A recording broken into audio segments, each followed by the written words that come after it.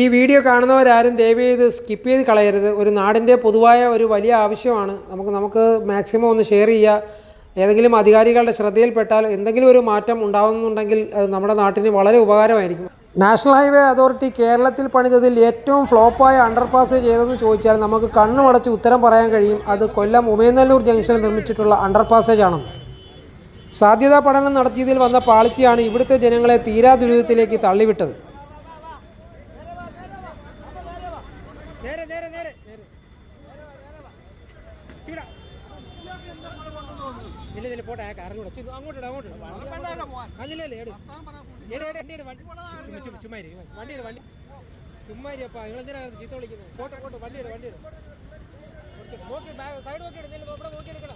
ആറുവരിപ്പാത തുറക്കുമ്പോൾ ഇവിടുത്തെ കുരുക്ക് മാറുമെന്ന് വിചാരിച്ചതാണ്. പക്ഷേ കാര്യങ്ങൾ ആകെ തകിടം മറിഞ്ഞിരിക്കുകയാണ്. ഇപ്പോൾ ഇവിടെയൊക്കെ നിർമ്മിച്ചിരിക്കുന്ന ഈ അണ്ടർപാസേജ് കുറേയും കൂടെ വീതിയിലായിരുന്നു നിർമ്മിച്ചിരുന്നെന്നുണ്ടെങ്കിൽ ഇപ്പോൾ ഈ കാണുന്ന ഈ പ്രശ്നങ്ങളൊന്നും ഉണ്ടാകില്ലായിരുന്നു. അതിന് കാര്യമായ അധിക ചിലവൊന്നും ഇല്ലാതെ തന്നെ ചെയ്യാവുന്ന കാര്യമായിരുന്നു. കൊല്ലം ജില്ലയിൽ തന്നെ ആദ്യം നിർമ്മിച്ച അണ്ടർപാസേജുകൾ ഒന്നായിരുന്നു ഇത്. അത് കാരണം ഇവിടുത്തെ ജനങ്ങൾക്ക് ഇതേപ്പറ്റി കാര്യമായ ഒരു വലിയ ധാരണയൊന്നും ഇല്ലായിരുന്നു. അതാണ് ഇവിടെ കാര്യമായ പ്രതിഷേധമൊന്നും ഉണ്ടാകാതിരുന്നത്.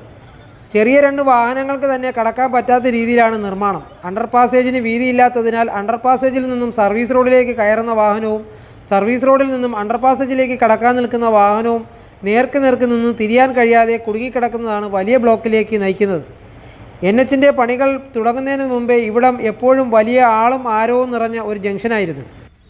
കാൽനട യാത്രക്കാരാണ് ഏറ്റവും കൂടുതൽ പ്രയാസം അനുഭവിക്കുന്നത്. ഈ ബ്ലോക്കിനിടയിലൂടെ ജീവൻ പണയം വെച്ച് വേണം കടന്നുപോകാൻ.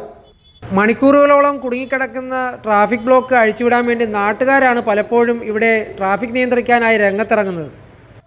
ട്രാഫിക് ബ്ലോക്കിൽ കുരുങ്ങിക്കിടക്കുന്ന ജനങ്ങൾ തമ്മിലുള്ള വഴക്ക് പലപ്പോഴും കയ്യാങ്കളിയുടെ വക്കിൽ വരെ എത്താറുണ്ട്.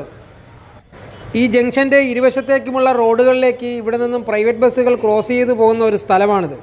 നിലവിലെ ഇവിടുത്തെ ഈ ഗതാഗതക്കുരുക്ക് ഒഴിവാക്കാൻ വേണ്ടി ഏതെങ്കിലും രീതിയിലുള്ള സംവിധാനം ഏർപ്പെടുത്തിയില്ല എന്നുണ്ടെങ്കിൽ ഇതുവഴിയുള്ള ഗതാഗതം വളരെ ബുദ്ധിമുട്ടായി തന്നെ മാറും.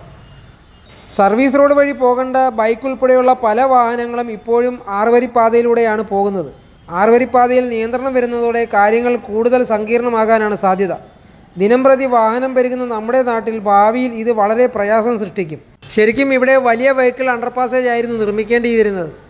നിലവിൽ ഇവിടുത്തെ സാഹചര്യം ഇത്ര സങ്കീർണമായിരിക്കെ ജനപ്രതിനിധികൾ അടിയന്തരമായി ഇടപെട്ട് കേന്ദ്ര സർക്കാരിൽ സമ്മർദ്ദം ചെലുത്തി എന്തെങ്കിലും ഇവിടെ മാറ്റം കൊണ്ടുവന്നില്ല എന്നുണ്ടെങ്കിൽ ഇവിടുത്തെ ജനങ്ങളുടെ ദുരിത ജീവിതത്തിന് ഒരിക്കലും ഒരു അവസാനം ഉണ്ടാകില്ല എന്നുള്ള കാര്യം ഉറപ്പാണ്. ഒരു പരിഹാരവും കാണാൻ സാധിച്ചില്ല എന്നുണ്ടെങ്കിൽ ബൈക്കുകൾ മാത്രം കടത്തിവിടുന്ന രീതിയിലുള്ള ഒരു അണ്ടർപാസേജ് ആക്കി ഇത് മാറ്റുന്നതായിരിക്കും എന്തുകൊണ്ടും ഉത്തമം. അല്ലെന്നുണ്ടെങ്കിൽ ഈ ഒരു ട്രാഫിക് ബ്ലോക്കിന് യാതൊരു പരിഹാരവും കാണാൻ കഴിയില്ല. തിരക്കുള്ള ജംഗ്ഷൻ ആയതിനാൽ കാൽനട യാത്രക്കാർക്ക് ക്രോസ് ചെയ്യാനുള്ള പ്രത്യേക സംവിധാനവും ഇവിടെ ഏർപ്പെടുത്തേണ്ടതുണ്ട്.